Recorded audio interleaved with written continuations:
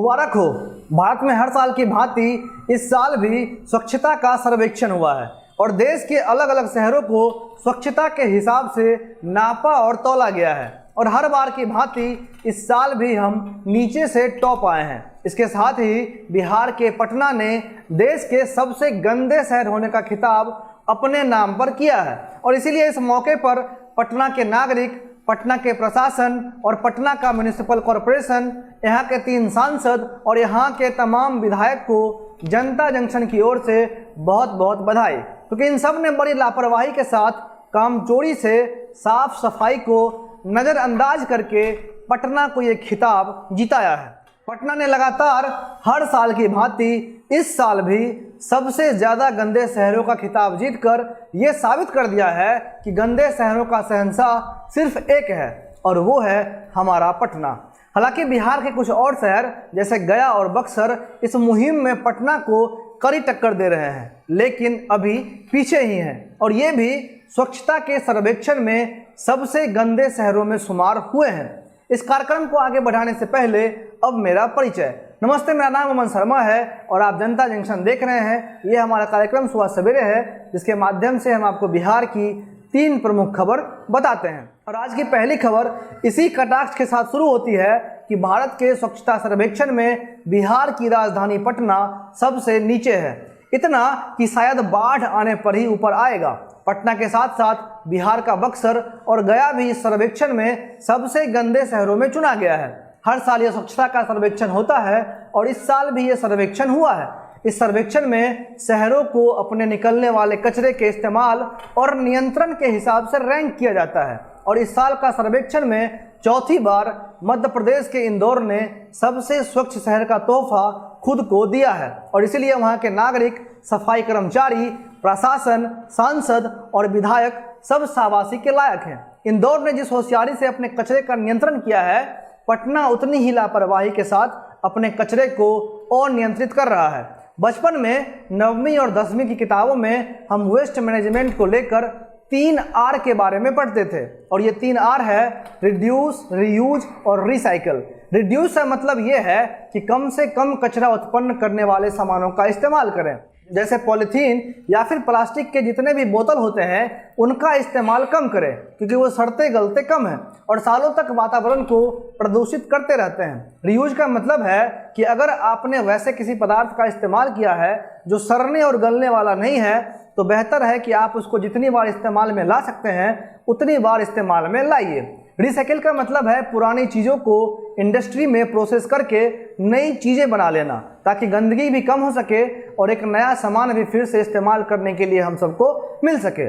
लेकिन हमारे पटना में इन तीनों R का कोई महत्व नहीं है। इसके बाद ना यहाँ नियमित साफ सफाई होती है और ना ही यहाँ के लोग सड़कों या नालियों में कचरा फेंकने से बाज आते हैं और इसी का नतीजा ये है कि हम एक बार फिर से स्वच्छता के मामले में पिछड़ गए हैं। ये वही पटना है जहाँ से पूरा बिहार नियंत्रित होता है, जहाँ विधानसभा बैठती है, जहाँ विधान परिषद बैठती है और जहाँ बिहार के माननीय मुख्यमंत्री नीतीश कुमार समेत लालू प्रसाद यादव के साथ विपक्षी पार्टियों के बड़े बड़े दिग्गज नेताओं के आवास हैं। और इसी पटना की उपलब्धि ये है कि ये भारत के सबसे गंदे शहरों में से एक है, सिर्फ कचरे के मामले में नहीं, बल्कि अगर वायु प्रदूषण की बात करें तो पटना विश्व का 7वां सबसे प्रदूषित शहर है और इसीलिए हम ये कह सकते हैं कि कोई मापदंड हो या ना हो, लेकिन स्वच्छता के मामले में हम सबसे अव्वल रहेंगे। अब दूसरी खबर, बिहार में चुनाव को देखते हुए एक बड़ा फेरबदल हुआ है। पहले श्याम रजक और RJD के कुछ नेताओं ने पार्टी का फेरबदल किया और अब एक पार्टी ने ही फेरबदल कर लिया है। पार्टी का नाम है हिंदुस्तानी आवाम मोर्चा। अध्यक्ष हैं जीतन राम मांझी और ये एक बड़ी खबर है कि जीतन राम मांझी की पार्टी हिंदुस्तानी आवाम मोर्चा ने महागठबंधन से अपना रिश्ता खत्म कर लिया है। अलग होने की वजह साफ तौर से आन को बताया जा रहा है, क्योंकि जीतन राम मांझी बिहार के पूर्व मुख्यमंत्री रह चुके हैं और महागठबंधन से चुनाव लड़ने का सबसे बड़ा घाटा ये था कि महागठबंधन का नेता कथित तौर पर तेजस्वी यादव थे और वहीं जीतने के बाद मुख्यमंत्री भी बनते और जीतन राम मांझी सिर्फ एक साथी की तरह रह जाते। ना उनके अनुभव का वहां पर सम्मान हो रहा था और ना ही उनके रुतबा का सम्मान हो रहा था। महागठबंधन के सभी पार्टियां साफ तौर पर तेजस्वी यादव को आगे लेकर चल रही थी और इसी बात का दुख जीतन राम मांझी को था, क्योंकि अंदर मन से जीतन राम मांझी को यह लग रहा था कि उन्हें महागठबंधन का चेहरा होना चाहिए और इसलिए जीतन राम मांझी लगातार समन्वय समिति की मांग कर रहे थे, यानी एक ऐसे समिति जो ये तय करे कि महागठबंधन का चेहरा कौन होगा और वहाँ गठबंधन का सीट शेयरिंग कौन देखेगा। जीतन राम मांझी को साफ तौर पर यह लग रहा था कि उन्हें छोड़कर जितनी भी पार्टियां राजद का समर्थन कर रही हैं वो तेजस्वी को ही अपना नेता मानती हैं और उन्हीं के हिसाब से सीट शेयरिंग भी आगे के समय में होगा। और यही बात जीतन राम मांझी के आत्मसम्मान पर चोट कर रहा था। उन्हें लग रहा था कि एक बुजुर्ग नेता होने की वजह से उनको सम्मान दिया जाए और उन्हें सभी फैसले लेने का अधिकार हो, लेकिन ना तो समन्वय समिति बना और ना ही जीतन राम मांझी को निर्णय करने का अधिकार मिला। और इसीलिए इसे अपने आत्मसम्मान पर ठेस समझते हुए जीतन राम मांझी ने महागठबंधन को अलविदा कह दिया है। हालांकि पार्टी के प्रवक्ता ने अभी किसी पार्टी के साथ हिंदुस्तानी अवाम मोर्चा के विलय की जानकारी नहीं दी है, लेकिन हो सकता है कि आने वाले कुछ दिनों में शायद अगर हिंदुस्तानी अवाम मोर्चा किसी दल के साथ विलय करती है तो एक बार फिर से हम आपको इसके बारे में बताएंगे। अब तीसरी खबर, चुनाव का समय है। जहां एक तरफ पार्टियों पर रैली आयोजित करने पर रोक है तो वहीं नीतीश कुमार अपने सभी बैठकों के माध्यम से बिहार की जनता को लुभाने के प्रयास में लगे हुए हैं। कुछ दिन पहले ही नीतीश कुमार ने बिहार के किसानों को लुभाने का प्रयास किया था और ये कहा था कि अगर फिर से एक बार उन्हें मौका मिलता है तो बिहार के लिए सिंचाई का व्यवस्था कर देंगे।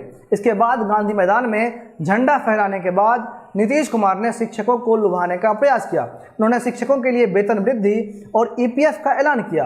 हालांकि ये अलग बात है कि शिक्षक इस बात से और ज़्यादा नाराज हो गए हैं, लेकिन ये तो साफ है कि नीतीश कुमार लगातार प्रलोभन का जाल फेंक रहे हैं। अब कल नीतीश कुमार ने वीडियो कॉन्फ्रेंसिंग के माध्यम से अपने एक उद्घाटन समारोह में सड़क बनाने को लेकर नया प्रलोभन दिया है। नीतीश कुमार ने कहा है कि राज्य की जनता अगर उन्हें फिर से काम करने का मौका देती है तो अगली बार हर गांव को मुख्य सड़क से जोड़ने का काम उनकी सरकार करेगी। नीतीश कुमार ने यह भी कहा है कि गांव को गांव से जोड़ते हुए उन्हें बड़ी सड़कों तक जोड़ा जाएगा ताकि स्टेट हाईवे, एनएच और प्रखंडों तक गांव से जाने में लोगों को सहूलियत हो। उन्होंने ये भी कहा कि उनकी सरकार ने सड़कों को बेहतर बनाने की नीति बना दी है और मुख्य सचिव से कह दिया है कि एक एक गांव में जो सड़क बनी है उसका सर्वे करवाया जाए और ये देखा जाए कि आगे आवागमन को और बेहतर कैसे बनाया जा सकता है। इसके साथ ही उन्होंने पदाधिकारियों को यह निर्देश दिया है कि सड़कें हमेशा बेहतर हालत में रहे, ये सुनिश्चित किया जाए। अभी तक जितनी भी सड़क बनी है उसे लेकर नीतीश कुमार ने कहा है कि जितना संसाधन राज्य सरकार के पास था